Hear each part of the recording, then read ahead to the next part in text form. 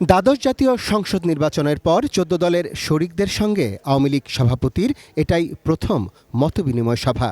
এতে স্বাগত বক্তব্য রাখেন আদর্শিক এই রাজনৈতিক জোটের নেত্রী শেখ হাসিনা। তিনি বলেন, ২০১৮ সালের নির্বাচনে এলেও প্রতি আসনে ৩ জন প্রার্থী রাখায় হেরে যায় বিএনপি। এরপর শুরু করে নির্বাচন ঠেকানোর নতুন ষড়যন্ত্র। ৯৬ থেকে ২০০১ সাল পর্যন্ত আমরা অন্তত একটু বলতে পারি যে দেশে যেমন সাক্ষরতার হার বাড়িয়েছিলাম, দারিদ্র্যের হার কমানোর জন্য বিভিন্ন কর্মসূচি বাস্তবায়ন করে তার শুভ ফলটাও মানুষ পেতে শুরু করেছিল। দেশকে খাদ্যে স্বয়ংসম্পূর্ণ আমরা করেছিলাম। ৪০ লক্ষ মেট্রিক টন খাদ্য ঘাটতি নিয়ে সরকার গঠন করেছিলাম। ২০০১-এ যখন আমরা ক্ষমতা হস্তান্তর করি, ২৬ লক্ষ মেট্রিক টন তখন আমাদের খাদ্য। ইনফ্লেশন মাত্র ১.৫০% ছিল। চালের দাম ৮ থেকে ১০ টাকা ছিল। ঠিক সেই অবস্থা যখন দেশকে রেখে আসে জামাত বিএনপি জোট ক্ষমতায়। এবং আপনারা জানেন যে আমার উপর একটা চাপ ছিল, আমাদের গ্যাস বিক্রি করতে হবে, এক দেশ কিনবে আর এক যারা উত্তোলন করে তারা বিক্রি করবে আর এক দেশ কিনবে। এবং এটা অনেক দিন থেকে খুব দিন দরবার করা হয়। আমার একটাই কথা ছিল যে আমাদের কত গ্যাস আছে সেটা আমাদের জানতে হবে, সার্ভে করতে হবে, দেশের চাহিদা মেটাতে হবে। চাহিদা মিটে 50 বছরের রিজার্ভ রেখে যেটা উদ্বৃত্ত যদি থাকে সেটা আমরা বিক্রি করব। তো অত বড় শক্তিশালী দেশ এই ধরনের কথা বলা তো তারা পছন্দ করেনি, এটা তো খুব স্বাভাবিক। তবে একসাথে মিটিং করেছিলাম, লতিফুর রহমান তখন তত্ত্বাবধায়ক সরকার, তার বাড়িতে আমাদের লাঞ্চে দাওয়াত দেওয়া হলো, খালেদা জিয়া আর মান্নান ভূঁইয়া আর আমি আর জিল্লুর রহমান সাহেব পার্টি সেক্রেটারি, আর আমেরিকা থেকে তখন সাবেক রাষ্ট্রপতি জিমি কার্টার তিনিও আসছিলেন। তখন এই আলোচনা, আমি তাকে আমার যেটা বলার সেটা আমি বলে আসলাম। তো খালেদা জিয়া রাজি হয়ে গেল যে হ্যাঁ সে আসলে গ্যাস বিক্রি করবে। আমি খালি বলছিলাম ওটা বলে লাভ নেই, গ্যাস পাবেও না, বিক্রি করতেও পারবে না, সে ক্ষমতা এদের নাই। তো ওটাই ছিল। আমাকে তো আমেরিকা অফিসিয়াল দাওয়াত দিয়েও নিয়ে গেল, ব্ল্যাক হাউসে 3 রাত থেকেও আসলাম। আমেরিকার প্রেসিডেন্টও বাংলাদেশ ভিজিট করে গেল, ওই একটাই দাবি। আর আমার ছিল যে না, আমি আমার গ্যাস বিক্রি করবো না, আর গ্যাস বিক্রি করে ক্ষমতায় যেতে হবে এই রাজনৈতিক দ্বন্দ্বতা আমি ভুগি না।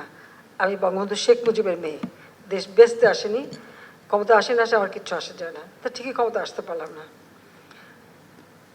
এরপর তো আপনারা দেখেছেন যে আমরা আন্দোলন সংগ্রাম করেছি জনগণের ভোটের অধিকার প্রতিষ্ঠার জন্য। দুর্নীতি, সন্ত্রাস, জঙ্গিবাদ, সারা বাংলাদেশের মানুষের জীবনটাই তো ছিল একটা অস্বাভাবিক অবস্থায়।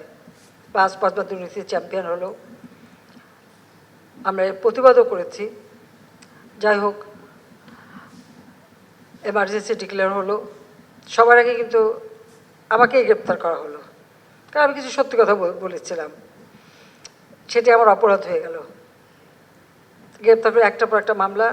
খালেদা জিয়ার আমলে আমার বিরুদ্ধে প্রায় 12টা মামলা দেওয়া হয়েছিল, আর এরপর তত্ত্বাবধায়ক সরকার এসে আরও প্রায় 5-6টা মামলা দিয়ে তাদের একটাই চেষ্টা ছিল কোনো মতে আমাকে যেন আমি যেন ইলেকশন করতে না পারি, ইলেকশন থেকে আমাকে সরিয়ে দেওয়া, এটাই ছিল একটা ইয়ে। কিন্তু সেটা করতে পারিনি। আমাকে গ্রেপ্তার করা হয়েছিল এবং মামলাও দেওয়া হলো। আমাকে একদিন পরপরই কোর্টে নিয়ে যায় খুব দ্রুত বিচার করে যাতে শাস্তিটা দিতে পারে, আমি যেন আর ইলেকশন করতে না পারি, এটাই ছিল প্রচেষ্টা। যাক, আমরা সে অবস্থা থেকে উত্তরণ ঘটালাম। ইলেকশন হলো।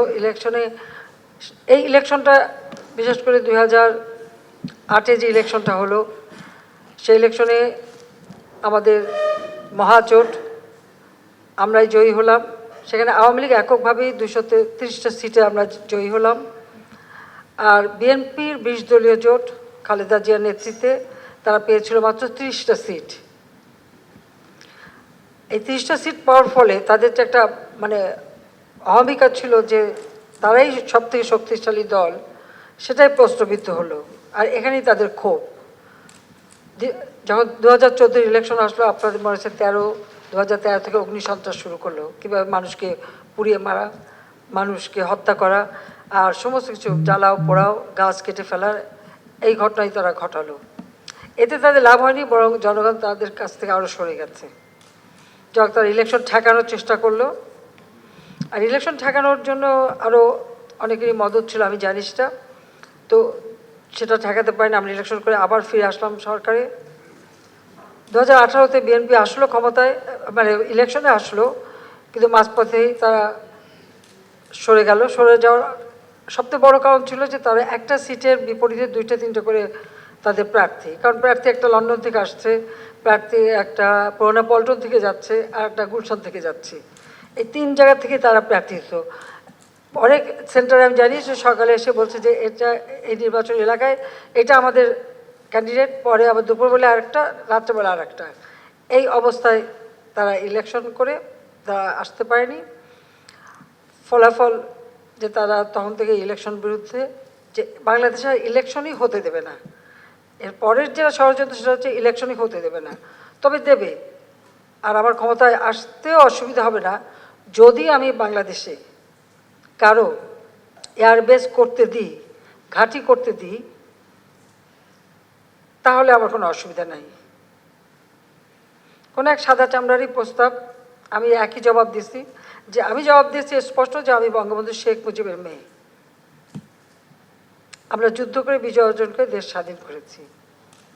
দেশের অংশ ভাড়া দিয়ে বা কারো হাতে তুলে দিয়ে আমি ক্ষমতায় যেতে চাই না, আমার ক্ষমতার দরকার নাই। যদি জনগণ চায় ক্ষমতা আসবো, নইলে আসবো না। এই কথাগুলি বললাম, যে কথাগুলি সকলে জানা উচিত। বিএনপি ছাড়াও কয়েকটি বিদেশি রাষ্ট্রের দিকে ইঙ্গিত করে শেখ হাসিনা বলেন, দেশ গড়তে তার যুদ্ধ ঘরে বাইরে সব জায়গায়, নানা চক্রান্ত এখনও চলছে বলেও মন্তব্য করেন তিনি। চক্রান্ত এখনো আছে। ইস্ট তিমোরের মতো বাংলাদেশেরও একটা অংশ নিয়ে, তারপরে চিটাগাং, মিয়ানমার, এখানে একটা খ্রিস্টান স্টেট বানাবে, বে অফ বেঙ্গলে একটা ঘাঁটি করবে। তার কারণ হচ্ছে যে বে অফ বেঙ্গল এবং ভারত মহাসাগর, এখানে প্রাচীনকাল থেকে ব্যবসা বাণিজ্য চলে। আর এই জায়গাটায় কোনো রকম কোনো কন্ট্রোভার্সি নাই, এখানে কিন্তু কোনো কারো মানে ওরকম দ্বন্দ্ব নাই। কারণ ভারত মহাসাগর এবং আমাদের বে অফ বেঙ্গল তো ভারত মহাসাগরের মধ্যেই একটা উপসাগর, এটা সারা প্রাচীন যুগ থেকে ব্যবহার করা হচ্ছে।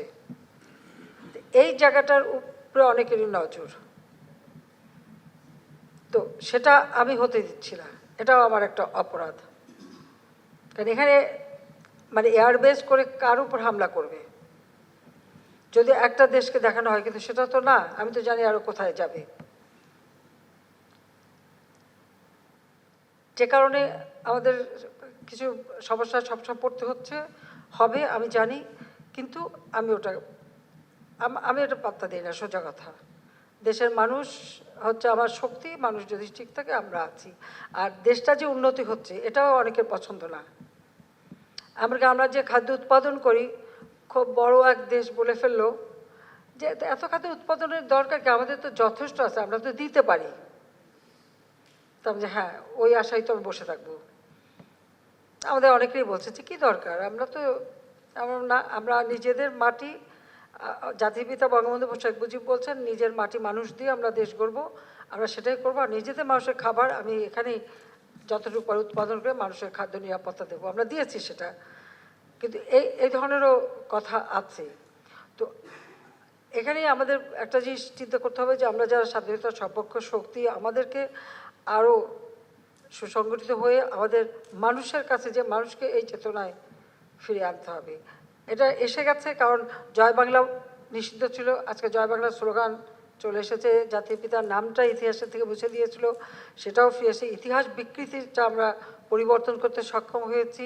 7ই মার্চের ভাষণও তো নিষিদ্ধ ছিল, সেটা আন্তর্জাতিক সম্মান পেয়েছে। 21শে ফেব্রুয়ারি মাতৃভাষা দিবস, সেই আন্তর্জাতিক মাতৃভাষা দিবস হিসেবে তার মর্যাদা পেয়েছে। পয়লা বৈশাখ আপনাদের মনে আছে, আমরা যখন 1400 সাল উদযাপন করতে কবি সুফিয়া কামালকে দিয়ে আমরা একটা কমিটি করলাম, আমরা নতুন শতবর্ষ উদযাপন করব। খালেদা জিয়া বললো যে এটা হিন্দুয়ানি, করতে দেবে না, সৈয়দ উদ্যানে আমাদের অনুষ্ঠান করতে দেবে না। ওই যে মায়া এখানে আছে, ঢাকা সিটি অর্গানাইজ করে বললাম যে যেভাবে হোক আমরা করবই, এবং আমরা কিন্তু করেছি। এবং তারপর থেকে আমরা পয়লা বৈশাখ আমরা উদযাপন করি, কিন্তু তারা সেটাও বাধা দিয়েছিল। সে কথাটা সবাই 93 সালের কথা। কিন্তু আমরা সমস্ত বাধা উপেক্ষা করে আমরা কিন্তু সেখানে জমায়েত হই একটা ট্র্যাকের উপরে, সেখানে দাঁড়িয়ে কবি সুফিয়া কামাল তিনি বক্তৃতা দেন, আমরা সেইটা উদযাপন করি। এখন প্রতি বছর এটা উদযাপন হয় এবং আমরা যেমন বৈশাখী ভাতা চালু করে দিয়েছি এবং সুন্দরভাবে করে, এবং আমাদের যে বিশেষ করে মেলাটা হয় এবং যে মানে বৈশাখী যে মিছিলটা হয়, প্রসেশনটা হয়, আজকে তো আন্তর্জাতিক স্বীকৃতি পেয়েছে সেটা আমাদের পয়লা বৈশাখ নববর্ষের যে, তো এই যে অ্যাচিভমেন্টকে আমরা আন্তর্জাতিকভাবে তো বাংলাদেশের জন্য নিয়ে আসতে পেরেছি। দেশের বর্তমান অর্থনৈতিক প্রেক্ষাপট টেনে সরকার প্রধান বলেন, মূল্যস্ফীতি এখন সবচেয়ে বড় সমস্যা। তো অন্ন, বস্ত্র, বাসস্থান, চিকিৎসা, শিক্ষা সব ব্যবস্থা আমরা করেছি। তারপরেও শুনতে হয়, আমার 44টা টেলিভিশনের মধ্যে প্রায় 34টা চালু আছে, সবাই কথা বলে, টক শোতেও কথা বলে, সারাদিন সমালোচনা করে, আর এতগুলি নিউজ পেপার, এত কথা বলার পরে সব কথা শেষ কথা বলতে দেওয়া হয় না। তো টেলিভিশনে যখন সবাই এইভাবে কথা বলে, আমরা তো কারো গলা টিপে ধরি না, বাধাও দিই না, কেউ বাধাও দেয় না, যা খুশি তাই বলে যাচ্ছে, তা সত্য মিথ্যা যা দিও। বাংলাদেশ ডিজিটাল বাংলাদেশ, এখন সকলেই সবার হাতে মোবাইল ফোন, এই মোবাইল ফোন আমরা দিয়েছি, ডিজিটাল বাংলাদেশ করে দিয়েছি, 4G চালু, যে যার মতো মানে সোশ্যাল মিডিয়াতে সবাই সংযুক্ত হয়ে, সেখানেও সমালোচনা, মিথ্যা, অপবাদ। আর সবথেকে সমস্যা ভবিষ্যতে যেটা আরও হবে সেটা হচ্ছে আর্টিফিশিয়াল ইন্টেলিজেন্সের মাধ্যমে যে মানুষকে হেয় প্রতিপন্ন করা, সেটাও করা হচ্ছে, সেটাকেই নজরদারিতে আনার জন্যই আমরা ব্যবস্থা নিয়েছি। কিন্তু সেটা আমরা নিচ্ছি এবং আন্তর্জাতিকভাবে এটা শুধু আমাদের দেশ না, সব উন্নত দেশগুলি এখন এই ব্যাপারে খুব চিন্তিত। তো যাক, ওটাকে একটা খুঁজে বের করা হচ্ছে যে কীভাবে এটাকে মোকাবেলা করা যায় এবং এর হাত থেকে সবাইকে রক্ষা করা যায়, সেটা সবাই এটার উপরে মানে প্রত্যেকটা দেশই এ ব্যাপারে যথেষ্ট সচেতন এবং তারা এখন খুঁজছে যে কীভাবে এখান থেকে রক্ষা পাওয়া যায়। তো যাক, আমি এটুকু বলবো যে আজকে বাংলাদেশটা যে এগিয়ে যাচ্ছে এবং আমাদের যে টার্গেট ছিল 2021 রূপকল্প আমরা ঘোষণা দিয়েছিলাম, দিন বদলের সনদ দিয়েছিলাম। আমরা ওই 21 সালে যখন আমরা জাতির পিতার জন্মশতবার্ষিকী এবং স্বাধীনতা সুবর্ণ জয়ন্তী উদযাপন করি, তখনই কিন্তু আজকে আমরা উন্নয়নশীল দেশের মর্যাদা পেয়েছি। তো উন্নয়নশীল দেশের মর্যাদা আমাদের এটা কার্যকর করার কথা ছিল 2024। তো কোভিড-19 অতিমারি, এরপর রাশিয়া ইউক্রেন যুদ্ধ, সব কিছু মিলে স্যাংশন, কাউন্টার স্যাংশন, যার জন্য আমরা 26 পর্যন্ত 2 বছর সময় নিয়েছি। আমরা না, যারা হয়েছে প্রত্যেকটা দেশই নিয়েছে। 24-এ আবার একটা হিসাব নিকাশ হলো, আমরা এখনও যে অর্জনগুলি ছিল সে অর্জনগুলি এখন আমরা ধরে রেখেছি। কাজে এমনকি কোভিডের সময়ও আমরা যথেষ্ট ধরে রাখতে সক্ষম হয়েছি। তবে এখন সবথেকে যেটা সমস্যা হচ্ছে ইনফ্লেশন। এটা শুধু বাংলাদেশে না, আজকে যেন আমি নিউজ দেখছিলাম, আমেরিকার যে একটা রিপোর্ট দিয়েছে ইকোনমির উপরে, তাদেরও ইনফ্লেশন একটা বিরাট সমস্যা। রিজার্ভ, অনেক দেশেরই রিজার্ভ কমে যাচ্ছে, আমাদেরও। কারণ আমাদের আসলে কোভিডের সময় কোনো ব্যবসা বাণিজ্য, যোগাযোগ, যাতায়াত, আমদানি রপ্তানি সব বন্ধ, কিন্তু আমাদের রিজার্ভ অনেক। আর তাছাড়া একটা কথা হচ্ছে, তখন যারা বাইরের থেকে টাকা পাঠায়, হুন্ডি ব্যবসা করতে পারেনি, কারণ মানুষের তো আসা যাওয়া নাই, হুন্ডি ব্যবসা করতেই করবে। যে টাকাটা মানে ওইসের ব্যাংকের মাধ্যমে এসছে, আমাদের রিজার্ভটা খুব বেড়ে গিয়েছিল। তারপর যখন আবার সব কিছু চালু হলো, খরচ হবেই। আমাদের যদি খাদ্য মজুরটা থাকে আপৎকালীন সময়ের জন্য, তখন রিজার্ভ নিয়ে আমাদের চিন্তার কোনো ব্যাপার না, এটা নেবে খুব বেশি চিন্তার কিছু নেই, সেটা হলো বাস্তবতা। তবে এখন আমরা নিজে বলতে বোধহয় মানুষকে আবার এই ব্যাপারে এত সচেতন করে দিচ্ছি, যখন সবাই রিজার্ভ নিয়ে কথা বলে, সবাই জিডিপি নিয়ে করে, এটা হচ্ছে, এটা ভালো লক্ষণ, ভালো যে সবাই একটা নজর দেয়, আমাদের দেশের মানুষ এটা শিখছে, এটাও ভালো কথা। তো কিন্তু এই জিনিসের দাম কমানো, এখানেও অনেক খেলাও হয়। যেমন আজকেও দেখলাম আলু যেখানে রাখে সেখানে ডিম নিয়ে রাখা, আলুর জন্য যে কোল্ড স্টোরেজ, সেখানে তো ডিম রাখার কথা না, কিন্তু ডিম নিয়ে আলুর কোল্ড স্টোরে রাখা হচ্ছে। এরকম অনেক ঘটনা এখন বাংলাদেশে ঘটছে। যা হোক, তারপর আমি বলবো, যেটা আমরা আহ্বান করছি যে অনাবাদি জমি কোনো থাকবে না। একই সঙ্গে দেশের রাজনৈতিক প্রেক্ষাপট টেনে আওয়ামী লীগ সভাপতি বলেন, সন্ত্রাস করলে কারো রক্ষা নেই। গ্রেনেড হামলাকারী, 10টা অস্ত্র চোরাকারবারি, দুর্নীতিবাজ, এরা এখন যদি সেই বিদেশের মাটিতে বসে, আমি ডিজিটাল বাংলাদেশ করেছি, সেই সুযোগ পাচ্ছে, সেই সুযোগ নিয়ে এখান থেকে রোজই আন্দোলন, সরকার উৎখাত, নানা রকম হুমকি ধামকি দেয়। যতক্ষণ জনগণ আছে আমাদের সাথে, ওটা আমি কেয়ার করি না, কিন্তু তারপর দেশের এই যে জ্বালাও পোড়া অগ্নিসংযোগ এগুলি যেন না করতে পারে, এটা যারা করবে তাদের কোনো ছাড় নাই। যতই মুরব্বী ধরুক আর যাই ধরুক, এদেরকে আমরা ছাড়বো না। পরিষ্কার কথা, মানুষের ক্ষতি যারা করবে তাদের বিরুদ্ধে ব্যবস্থা আমাদের অব্যাহত থাকবে। পরে দ্বাদশ জাতীয় সংসদ নির্বাচনে সাফল্যে আওয়ামী লীগ সভাপতি ও প্রধানমন্ত্রী শেখ হাসিনাকে শুভেচ্ছা জানান ১৪ দলের নেতারা। Arafat Siddiqui, ATN news, Dhaka.